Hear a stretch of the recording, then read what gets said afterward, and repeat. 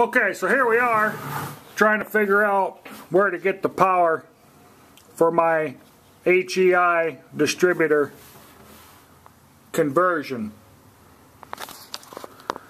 And I've already removed the ballast resistor and the ECU. I also removed all the wiring that was associated with it. Now this here was the original factory welded splice, and I have my trigger wire here that goes to a relay to power my new coil and my new distributor. And then this wire here was a secondary wire that should provide power through all this welded splice during the start cycle. This here is hot during the run cycle, and then I need to figure out where to get power for my start cycle. Now originally I thought I would grab it out of this terminal down here, which this is the second plug on the firewall, and the bottom terminal all the way down on the left hand side is where the original power came out to power the coil, the stock coil. And I thought that I would just tap into that. But I don't know if it's just coincidence or what, or if it's because of all this stuff that I have removed. When I did that, the wires on my starter started smoking. And my thought right now is that I am, by having this power here like this feeding back in, that I'm back feeding 12 volts back to the ignition switch connector.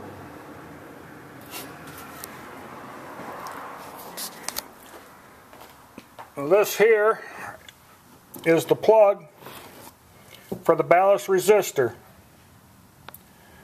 and these two orange wires, one has the spade terminal that I took out of the firewall connector, and then this other wire is the positive wire to the coil. On the other end of this connector, it goes to a diagnostic port and then to the ECU.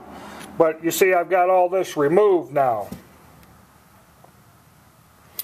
Now that one wire I was talking about that I tapped into to provide power for the start cycle, it's tapped into the same location that this was originally tapped into.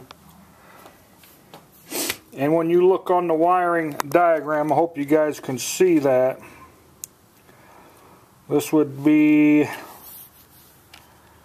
number 20. And this power originally comes out of the firewall connector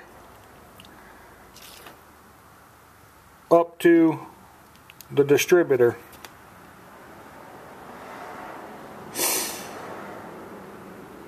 Well, it actually comes, number 24 rather. It comes out of the firewall connector up to the ballast resistor, where you have two wires. You know, the second wire splits out, and then up to the distributor. And then on the other side, you follow this wire and it just comes up to what it calls the ignition switch connector. Now I don't know in the normal setup that once you come off of the run cycle, if this box here steps the voltage down. You know, I don't know if voltage runs in reverse, and that way you still get your power to the coil. I'm not sure how that works, but I'm concerned if I've got this wired up right to to where I can grab power. I need to know if my problem is here, grabbing power off of this welded splice for the run cycle. I need to know if my problem is tapping this wire for my 12 volt start cycle, if that's the problem, by running that into the welded splice also. So I just need to know what's going on here and where I can pick up power for both the 12 volt run cycle and the 12 volt start cycle. And as you can see, that white wire comes over here to a relay that you know, I'm using to power both the coil and then onto the new distributor. I've used a test light. I've tested all these ports here. I cannot find a single port that has power in both the run and the start cycles. I've tried going into the fuse box, and I can't find anything there from the top of the box that has power both to the run cycle and the start cycle. So let me know if I'm doing something wrong here, or if me smoking the starter is just coincidental. The other thing I can tell you, which I don't understand, is my voltage gauge. Before, when the truck was running, you know, the voltage gauge would hold pretty steady. When I had it hooked up like how I just described, this voltage gauge will fluctuate. It's constantly fluctuating. So I don't know if that's got to do with it, because you know, this is tied in. Two of these wires here go over to the one field for the alternator. You know, two of these wires, just a continuation, goes over to the alternator, one of the field wires. And then this here comes into this port here, which is 12 volt.